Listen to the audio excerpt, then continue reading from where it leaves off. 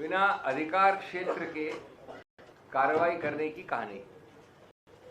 यद्यपि मैं संक्षिप्त में कहूंगा, लेकिन ये बहुत रोचक कहानी है। शोर बहुत था, जोर नहीं था, आरोप था, आधार एकदम नहीं था, कभी नहीं था। इस केस में सत्ता के दबाव पर संविधान का अंतिम प्रभाव पड़ा है। कल के निर्णय में जहां इल्जाम हवा में थे, कानून जो है जमीन पर था। और मैं आपको प्रमाणित करूंगा कैसे द्वेष से भरा है। याद रहे 2021 में ईडी ने 2021 और 2025 के बीच में राहुल गांधी जी को लगभग 50 घंटे बुला के तहकीकात की, इंटरोगेट किया। 50 घंटे कितने होते हैं? शायद 55 थे या 52 थे, मुझे एग्जैक्ट याद नहीं है। खरगे साहब को 5-6 घंटे, सोनिया जी को 7-8 घंटे, अलग अलग तिथियों पे। दूसरा, हर तिथि पे कोर्ट में तारीख हो, कुछ फाइल करना हो, तो एक बड़े अच्छे तरीके से व्यापक रूप से लीक होता था अखबारों में। यार इतने बड़े स्कैम में आज हम ये फाइल कर रहे हैं, हर तिथि पे सुर्खियों में होने के लिए, शोरगुल के लिए। तीसरा, इस दौरान मैं 21 से 25 की बात कर रहा हूं, अटैचमेंट्स हुए, फ्रीजिंग हुए, कहीं किराया आ रहा है तो किराए को बंद कर दो। अब ये रोचक कहानी क्यों है कि ये शुरू हुई थी 2014 में। सुब्रमण्यम स्वामी साहब ने शुरू की थी, एक प्राइवेट कंप्लेंट की और उसमें समनिंग ऑर्डर हुआ। मैं मोटी मोटी बात कर रहा हूं, तकनीकी बात नहीं करूंगा। 2014 में ही सुब्रमण्यम स्वामी जी ने हजारों सैकड़ों बार लिख दिया सीबीआई को और ईडी को कि मैंने ये कार्रवाई कर दी है, ये आरोप है, ये गलती है, ये है फलाना ढीकर। अब रोचक बात सुनिए, 2014 से 21 कितने साल होते हैं? 7 वर्ष तक सीबीआई और ईडी ने लिखित रूप से अपनी फाइल्स में लिखा कि इसमें कोई प्रेडिकेट ऑफेंस नहीं बनता है। ये मैं नहीं कह रहा हूं। अगर आपको शक शुबा हो, हम हवा में बात नहीं करते हैं, मैं तथ्यों के आधार पर बात करता हूं। अगर शक शुबा हो मैं बोल रहा हूं तो पैरा 218 से 233 पढ़ लीजिए निर्णय की। ये बहुत महत्वपूर्ण बात है। 2014 से 21 तक फाइल पे, क्योंकि ओपिनियन ली गई, सलाह ली गई, प्रेडिकेट ऑफेंस एफआईआर की एजेंसी होती है सीबीआई, मनी लॉन्ड्रिंग की एजेंसी होती है ईडी। दोनों का संयुक्त सहमति थी, जॉइंट कंसेंसस ये शब्द इस्तेमाल किया है जज ने 232 पैरा नंबर पे।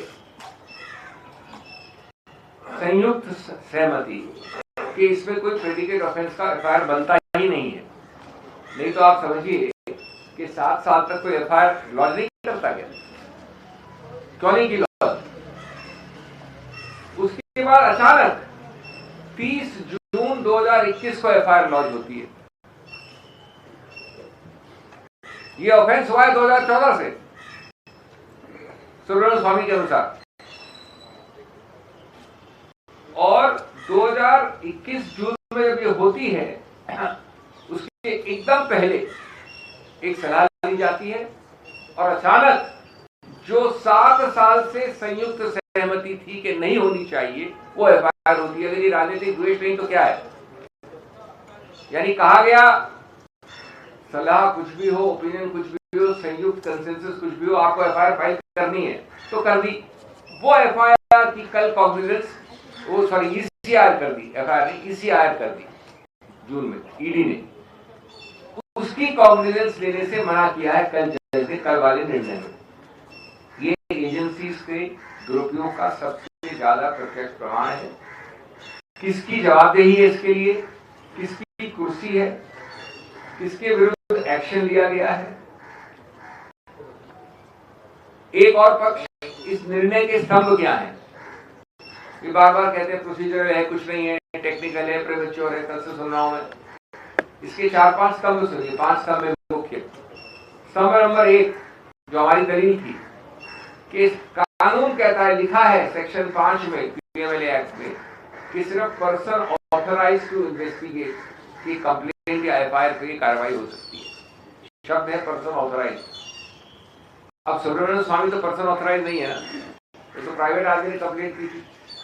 ये एक अलग कहानी और रोचक है कि सुब्रमण्यम स्वामी ने खुद अपनी मैजिस्ट्रेट वाली समनिंग ऑर्डर और कंप्लेंट को, कार्रवाई को अपने आप हाईकोर्ट जाके अपनी खुद की कार्रवाई को स्थगित करवा दिया। वो एक अलग कहानी है। तो इसके आधार पर जज ने कहा कि आपने अनुच्छेद 5 के कंडीशंस को सेटिस्फाई नहीं किया।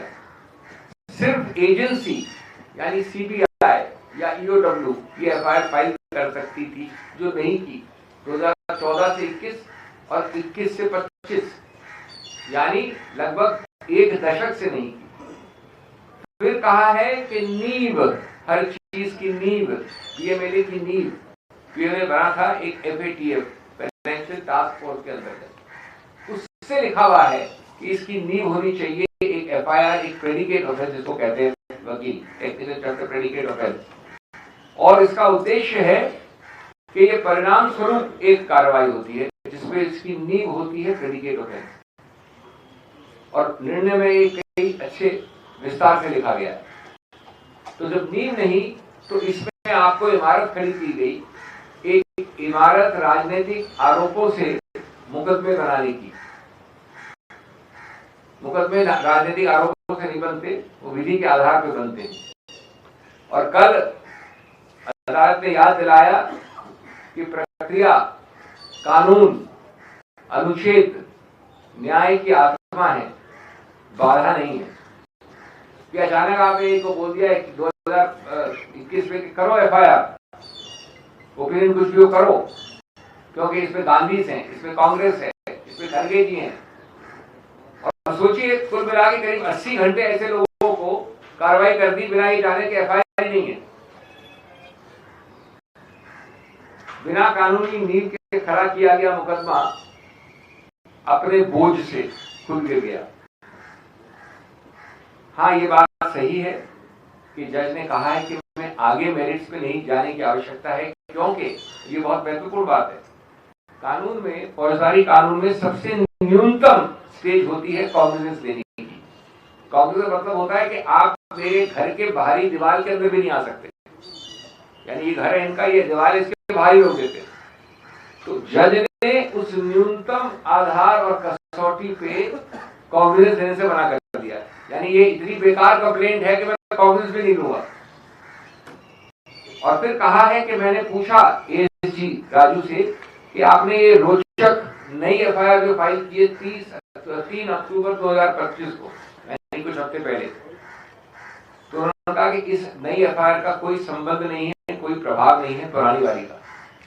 ये हम सब जानते हैं कि हमारी दलील खत्म हुई, इतनी बुलंद और इतनी मजबूत थी हमारा स्टैंड कि घबराहट में, बौखलाहट में उन्होंने एक और एफआईआर ठोक दी है 3 अक्टूबर को। उस प्रक्रिया को अलग से हम डील करेंगे। इसमें स्पष्ट लिखा है निर्णय में कि हम उस प्रक्रिया को देख नहीं रहे हैं, कुछ नहीं कह रहे हैं उसके बारे में। लेकिन ये भी आपको द्वेष बताता है। आपने संयुक्त सहमति के बाद गलत चीज की, कोर्ट ने क्वॉश की, आपको ये मालूम होते हुए आपने फिर एक नई एफआईआर ठोक दी 3 अक्टूबर को। ये सब एक राजनीतिक द्वेष की कहानी है। मैं 2 शब्द और आपको मेरिट्स पे करके अपनी बात हिंदी में खत्म करता हूँ, शायद इंग्लिश में होगा तो इंग्लिश में बोलेंगे। ये मेरिट्स में एक अजीबोगरीब केस क्यों है? वास्तव में अजीबोगरीब केस है इसलिए क्योंकि 1 मिलीमीटर जहां कोई स्थानांतरण नहीं हुआ किसी चीज का। 2 चीजें होती है स्थानांतरण के लिए, मनी लॉन्ड्रिंग की कंडीशन होती है। एक तो होता है पैसा, उसको यहां से यहां मूव करना होता है, उसको कन्वर्ट करना होता है, कैश को बदल के प्रॉपर्टी बना लीजिए। दूसरा होता है अचल संपत्ति का मूवमेंट। अब ये रोचक कहानी इसलिए है क्योंकि इसमें न तो पैसे का स्थानांतरण है, न अचल संपत्ति का है। ये एजेएल एक कंपनी है, 100 वर्ष के आसपास हो जाएंगे उस कंपनी को। उसके पास ये सब अचल संपत्तियां हैं अखिल भारतीय स्तर पे। वो अचल संपत्तियां उसी एजेएल के नाम में आज भी हैं, तब भी थी, 80 साल से थी, 50 साल से थी। 1 मिलीमीटर मूव नहीं की। उस AJL को, क्योंकि आदर्शवाद पर स्थापित कई कंपनियां आर्थिक कठिनाइयों में पड़ती हैं, ये कमर्शियली सक्सेसफुल नहीं होती है, उसको ऋण मुक्त करने के लिए, जो आज भारत की हर कंपनी करती है, भारत में कोई ऐसी कंपनी जो अपने आप को ऋण मुक्त नहीं करना चाहती। ऋण मुक्त करने का तरीका होता है, उसको जो डेट होती है ऋण, उसको हिस्सेदारी में बदल दो, इक्विटी में, कन्वर्ट डेट इनटू इक्विटी। सिर्फ इस उद्देश्य से एक नई कंपनी बनाई गई कि वो जो उसकी ऋण है वो उस कंपनी को ट्रांसफर हो जाए, यानी यंग इंडियन। अब मैं समझता हूं कि दुनिया भर तो बहुत मूर्ख होगी, ईडी बड़ी इंटेलिजेंट होगी, इतने मूर्ख हैं हम लोग कि हमने बनाया यंग इंडियन कंपनी इस पूरी अचल संपत्ति को खाने के लिए। और यंग इंडियन क्या चीज है? यंग इंडियन है not for profit section 8 company. Company का सिर्फ एक उद्देश्य होता है कि उससे पैसे निकाल के आप डिविडेंड ले लें, प्रॉफिट डिस्ट्रीब्यूट कर दें, गाड़ी घोड़ा ले लें, विमान ले लें। अरे वहां पर खड़गे जी बैठे हुए, सोनिया जी बैठी हुई, उनको कुछ नहीं मिलता है, एक दमड़ी नहीं मिलती है, और अगर देना चाहे तो भी नहीं दे सकते उनको। कानून में लिखा है, इसलिए हमने बनाई। हम इतने जबरदस्त मनी लॉन्ड्रर हैं, हमारी ब्रेन इतनी बड़ी है कि हमने इजाद करके ऐसी कंपनी बनाई मनी लॉन्ड्रिंग के लिए। ये अगर राजनीतिक इतना गंभीर मामला नहीं होता तो हास्यास्पद होता। किंडरगार्टन के लॉ स्टूडेंट जो पहले क्लास में होते वो भी नहीं इसको मानते कि मनी लॉन्ड्रिंग है, और इसके आधार पर कहते हैं कि चूंकि आपने अपना ऋण ट्रांसफर कर दिया यंग इंडियन को, इसलिए आपने मनी लॉन्ड्रिंग की। वैसे इंग्लिश बोलिए। So that is what I wanted to say in Hindi. In English, I want to only say very briefly that today law has spoken louder than noise and facts, because every day we've been having shore and noise based on fiction. You made a money laundering mention on the quicksand of an absent, elusive FIR. No FIR. Investigative overreach has met judicial oversight, and that one is the Constitution. They must remember that courts are not theatres for political scripts. They are temples of due process. This story is a story of political vendetta, of harassment, on facts which are remarkable. Events which have happened much before 2014 lead to a private complaint by a man called Subramanian Swamy with a summoning order in 2014. From 2014 to 21, 7 long years, and it's recorded. Read those paras, 218 to 233. There are written opinions sought and given that no predicate offence is made out. Who gives his opinion? CBI, ED. Obviously, that is the reason why after 2014 you never filed a complaint. The official complaint. Only Subramanian Swamy's complaint was there. After written opinion, suddenly, a few days before 30th of June 21, the command comes from the skies. Register an FIR. Register an ECI, a PMLA money laundering. It is clearly a command from the skies, because the entire opinion of the agencies is there is no predicate offence. On that command, and we can guess very easily where the command comes from. On 30th June 21, 7 years after Mr. Subramanian Swamy has written again and again that I have filed a complaint, and you have taken a decision not to file an FIR, suddenly on 30th June 2021 an FIR is filed. From 21 to 25, from Sonia Gandhi, Rahul Gandhi, Kharge ji and many others, 55 hours plus 6-7 hours plus 8 hours, I believe a total of almost 90 hours of interrogation, repeatedly going, and every time they get up and go, there are big surkhiyan, big newspaper reports, to harass, to embarrass, to create a climate. And then comes this judgment which says that, sir, just a little bit small thing. The financial task force which created the PMLA section 5 all require the predicate offence. Kindly show me the predicate offence. And nobody can find the predicate offence. This head should have rolled for this. Instead, what you will have is justification. You will have a appeals on this order, and then comes this nice little new delicious FIR on 3rd of October 25, that is 8 weeks ago or 6 weeks ago.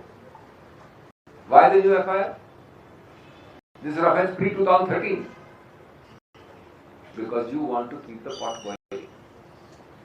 Because there is Sonia Gandhi involved, Rahul Gandhi involved, Mallikarjun Kharge involved. That's the only reason. The Congress party involved. So, today's order is a reminder that criminal law is not a political press release, which is what we've been doing for the last 7 years. You cannot weaponize the PMLA and then plead ignorance of the conditions of PMLA itself. This case has always been long on rhetoric and short on legs. And lastly, friends, this is the first one-trick wonder of its kind in PMLA, where there is alleged money laundering without one paisa moving 1 inch and one property moving 1 foot. AJL, the owner of all the immovable properties, remains the owner from time immemorial, 50, 60, 70 years. AJL is converting a debt to equity. All companies do it by issuing shares. AJL shares are got by a remarkable company designed for money laundering. Young Indian, a not-for-profit company where even if you want, you can't pay a paisa of dividend. Where the people sitting there can't draw perks, car, Hawai Jahaz, dividend, profit, salary, nothing. So, AJL remains the owner. The shareholding of AJL remains with Young Indian. Young Indian remains a not-for-profit company, and you have this grand, big game of money laundering. You can judge for yourself.